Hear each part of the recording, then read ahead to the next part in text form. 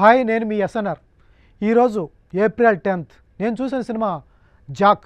ఈ సినిమా గురించి రివ్యూ చెప్పడానికి వచ్చాను. ఈ రివ్యూ మాత్రం నా పర్సనలే. ఓకే, ఇక సినిమా రివ్యూ విషయానికి వస్తే జాక్ టిల్లు స్కేరు టిల్లు ఈ సినిమాల ద్వారా సిద్ధు జొన్నలగడ్డలో యూత్కి మంచి క్రేజ్ అయితే వచ్చింది. ఆ సినిమాల క్రేజ్తో సినిమాలు చూస్తూ వస్తున్నారు.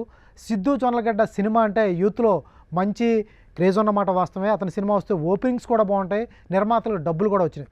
అదే క్రేజ్ని ఇప్పుడు వాడుకున్నారనుకుంటా బొమ్మరిల్లు భాస్కర్ అండ్ సిద్ధు జొన్నలగడ్డ. వీళ్ళ కాంబినేషన్ వస్తే గతంలో ఎప్పుడో 15 years బ్యాక్ వచ్చింది. ఆరెంజ్ సినిమాలో రామ్ చరణ్ పక్కన చిన్న క్యారెక్టర్ వేశాడు సిద్ధు. ఇప్పుడు బొమ్మరిల్లు భాస్కర్తోనే సినిమా ఏకంగా హీరోగా చేశాడు. అక్కడ చిన్న అచీవ్మెంట్ అని చెప్పుకోవచ్చు. ఎందుకంటే బొమ్మరిల్లు భాస్కర్ చేసిన ఆరెంజ్ సినిమాలో చిన్న క్యారెక్టర్ చేసిన సిద్ధు బొమ్మరిల్లు భాస్కర్ డైరెక్షన్లో మెయిన్ స్ట్రీమ్ హీరోగా చేయడం అనేది సిద్ధు లైఫ్లో పెద్ద అచీవ్మెంట్ అని చెప్పాలి.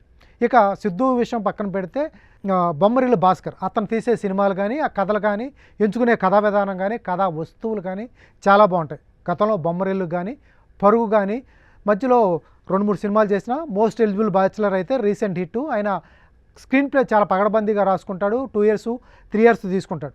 అందువల్ల ఆయన సినిమాలకి ఒక క్రేజు బాగుంటాయి. ఫ్యామిలీ ఆడియన్స్ అయితే ఆయన సినిమాలు చూడటానికి ఇష్టపడతారు. ఎటువంటి ఇబ్బందులు లేకుండా మంచి సెన్సిబుల్ విషయాలు చెప్తాడు. ఆ బొమ్మరిల్లు భాస్కర్ సినిమాలు చూడటానికి ఇష్టపడతారు. అయితే వీళ్ళ combination Siddhu plus Bommarillu Bhaskar combination ఎలా వర్కౌట్ అవుతుంది అనేది ఒకసారి మాట్లాడుకుందాం. ఎందుకంటే గతంలో సిద్ధు వేరు, టిల్లు స్క్వేర్ చేసిన తర్వాత సిద్ధు వేరు. ఎందుకంటే తన మ్యానరిజంతో కానీ, క్యారెక్టరైజేషన్తో కానీ సక్సెస్ కొట్టాడు సిద్ధు. అయితే ఆ క్రేజ్ని ఎలా వాడారు అనేది తీసుకుంటే జాక్ ఏప్రిల్ 10th రిలీజ్ అయింది.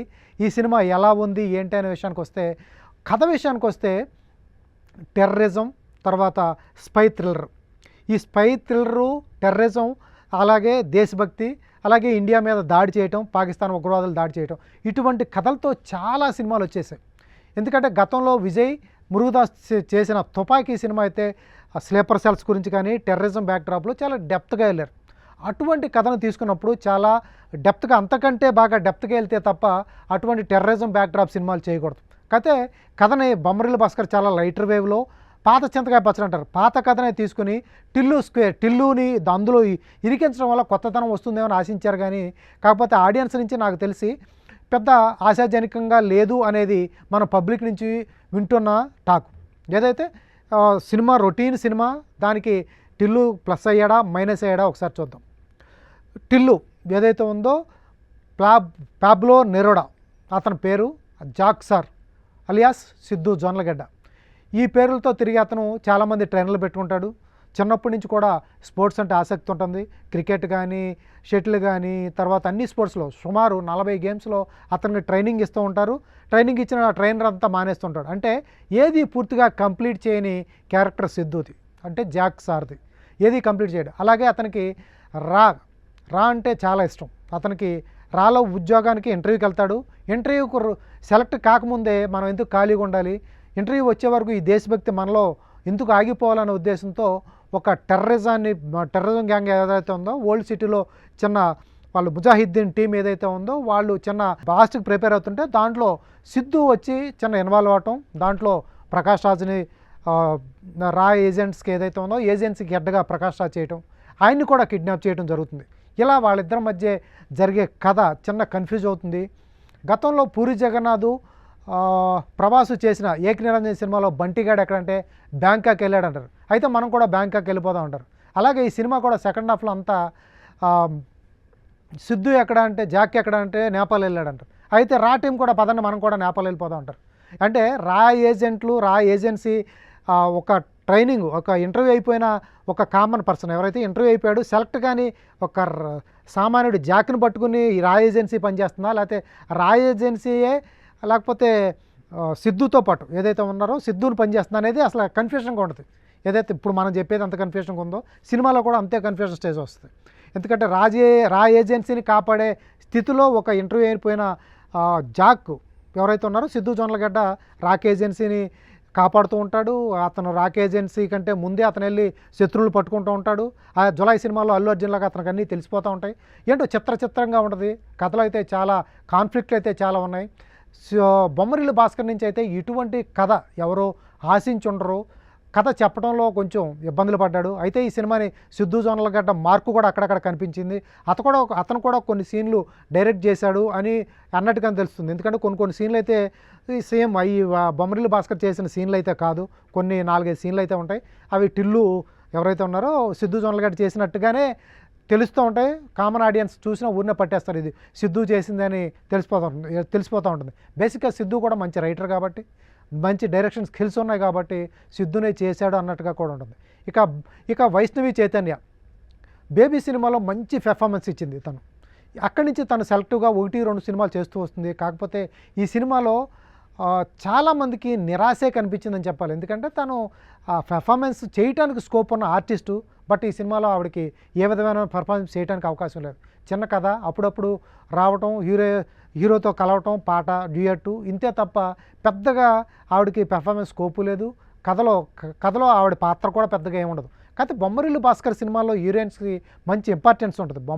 బొమ్మరిల్లులో జెనీలియాది కానీ, మోస్ట్ ఎలిజిబుల్ బ్యాచిలర్లో పూజా హెగ్డే కానీ చాలా బాగుంటాయి క్యారెక్టరేషన్స్. కాకపోతే బొమ్మరిల్లు భాస్కర్ సినిమాలో చాలా లీస్ట్ ప్రయారిటీ హీరోయిన్కి ఇచ్చారు ఈ సినిమాలో మాత్రం. సో ఏది ఏమైనా ఈ సినిమా చూడటానికి, ఇక ప్రకాష్ రాజ్ విషయానికి వస్తే రెగ్యులర్గా చేసే పాత్ర, గతంలో గూఢచారులో చేశాడు. ఇటువంటి కొత్త ఏం కాదు, ప్రకాష్ రాజ్ చేయాల్సిన పాత్ర ఏం కాదు. అటువంటిది ఆయన అద్భుతంగా చేశాడంట అనుకోలేదు. ఇటువంటి పాత్రలో ప్రకాష్ రాజ్ని చాలాసార్లు చూసున్నాం. తర్వాత విలన్ విషయానికి వస్తే పాకిస్తానీ విలన్ ఒక అతను ఉంటాడు. 8 years బ్యాక్ రాహుల్ దేవ్ చేశాడు ఆ క్యారెక్టర్ని. రాహుల్ దేవ్ క్యారెక్టర్ని 8 years బ్యాకే ప్రకాష్ రాజ్ ఒక దాడిలో చంపేస్తాడు. కానీ అతను మళ్ళీ బతుకుంటాడు. ఎందుకు బతుకుంటాడు, ఎలా బతుకుంటాడని సినిమాలో క్లారిటీ ఎవరు.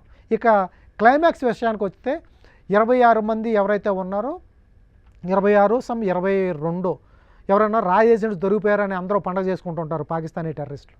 ఆ టైంలో వాళ్ళని అక్కడ సీన్ కట్ చేసి మళ్ళీ ట్రైన్లో వాళ్ళందరినీ పాకిస్తాన్ తీసుకెళ్ళటం.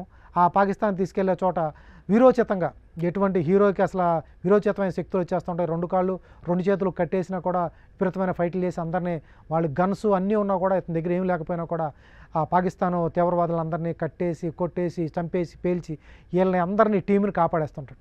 అంటే నిజానికి చాలా దూరంగా తీశారు సినిమాని. ఏదైతే గతంలో బొమ్మరిల్లు భాస్కర్ ఏదైతే ఉందో నిజానికి చాలా దగ్గరగా ఉంటాయి అతని సినిమాలు. కానీ ఈ సినిమా మాత్రం నిజానికి చాలా దూరంగా అయితే ఉంది. ఏజెంట్స్ ఏంటి ఇంత చిల్లరగా చేపిస్తారా? ఏజెంట్లు అదేదో రన్నింగ్ రేస్లో పాల్గొన్నట్టు వాళ్ళు తిరగటమే, సినిమా మొత్తం తిరగటం లాగానే ఉంటుంది తప్ప సినిమాలో వాళ్ళు ఎక్కడా పెర్ఫార్మెన్స్ ఏం కనిపించదు. ఏజెంట్స్ అంటే ఎలా ఉంటుందా అనిపించే విధంగా ఉంటుంది. ఇక క్లైమాక్స్ విషయంలో అయితే చాలా స్లో నెరేషను, చాలా పేలవంగా ఉందని కూడా చెప్పుకోవచ్చు. ఇక మ్యూజిక్ విషయంలో సినిమాకి ఏమైనా హైలైట్స్ ఏమైనా ఉన్నాయంటే సిద్ధు జొన్నలగడ్డ పెర్ఫార్మెన్స్. ఎందుకంటే భుజాల మీద వేసుకు తీసుకెళ్ళిపోయాడు. తన క్యారెక్టర్ మాత్రం చాలా బాగా చేశాడు.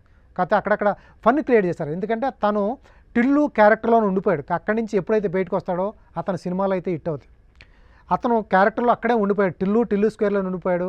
ప్రతిదీ టిల్లు స్క్వేర్లో చేయాలనే తపన పడుతున్నాడు తప్ప అతను ఏదైతే ఏజెంట్లోకి రావడానికి చాలా టైం పట్టేస్తుంది. కాకపోతే ఆ జోక్లే వేస్తూ అలాగే సింగిల్ లైనర్స్ వేస్తూ ఉన్నాడు. అవి అక్కడక్కడ పండినాయి తప్ప మిగతా చోట్ల అవి కూడా పండలేదు. ఇక బ్యాక్గ్రౌండ్ స్కోర్ శాంసియాస్ అయితే బాగా చేశాడు. బ్యాక్గ్రౌండ్ స్కోర్ బాగా చేశారు. తర్వాత సినిమాటోగ్రఫీ అజయ్ సి చక్రవర్తి. గతంలో బొమ్మరిల్లు భాస్కర్కి అన్నీ ఆయనే చేశారు.